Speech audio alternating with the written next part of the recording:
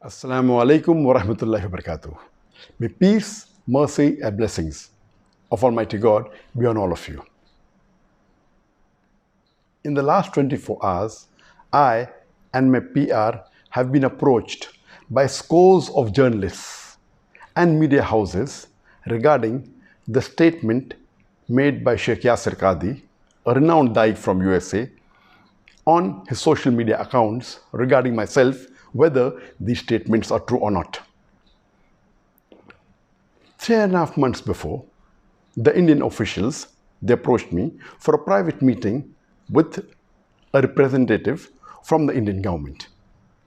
And when he came to Putrajaya in the 4th week of September 2019 to meet me, he said that he is coming after personally meeting and under the direct instructions of the Prime Minister of India, Narendra Modi, and the Home Minister of India, Amit Shah. And he said that he wanted to remove the misconceptions and the miscommunication that is there between myself and the Indian government, and he wants to provide me a safe passage to India. I thought that imagine the same BJP government which hounded me for the last 3.5 years, the same person, the Prime Minister of India, Narendra Modi, who used my name no less than 9 times in a span of less than 2 minutes in his election speech in May 2019, now they are bartering with me for a safe passage? It's too straight to be true. And he said that he would like to use my connections to better the relationship between India and the other Muslim countries. And I said that as long as you do not ask me to do anything against the teachings of the glorious Quran, against the teachings of the Sahih Hadith, and secondly, I do not want any personal benefit. And lastly, as long as it benefits the Muslim Ummah, I have no problem in cooperating with you. And the meeting lasted for several hours. And then he told me that he wanted me to support the BJP government when they revoked Article 370 in Kashmir. And I flatly refused. I said, according to me, revoking Article 370 in Kashmir is unconstitutional and it is taking away the rights of the people of Kashmir. I cannot support an act of injustice, and neither can I betray the people of Kashmir.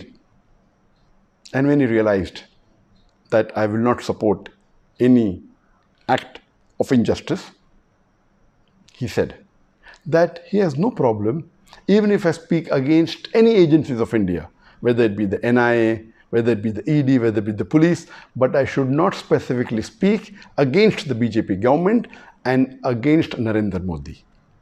And I told him that according to me, the NIA, the ED, they are not to blame. They are just following their political bosses and they're being forced to do what they're doing. And I'm not here to speak against any government. I'm a Da'i who's spreading the message of Islam. As long as they do not do injustice to the human beings and to Muslims, why should I speak against them? And lately, on the 17th of December 2019, I gave a press statement against CAA, the Citizen Amendment Act, and which was published in the media. When I heard statements and I saw on the video statements of many Muslim leaders in India when they're openly and completely supporting the BJP government when they revoked Article 370 in Kashmir, I thought to myself, how can a Muslim who has the basic knowledge of Islam do this? Some of them supported the NRC in Assam. Some went to the extent of saying that NRC should be done throughout India. Now I realize that these Muslim leaders surely may have been blackmailed, may have been pressurized, may have been forced to support the unjust BJP government, otherwise face dire consequences. I have a message for the Muslims of India. It is noble to speak against injustice. But if you fear a backlash, and you're afraid, the least you can do is keep quiet. But supporting an unjust act is un-Islamic. You are bartering your seat in Jannah for your security in dunya. Allah says in the glorious Quran, in Surah Az-Zumur, chapter number 39, verse number 36, is not Allah enough for His servant? But yet they frighten you with others besides Him.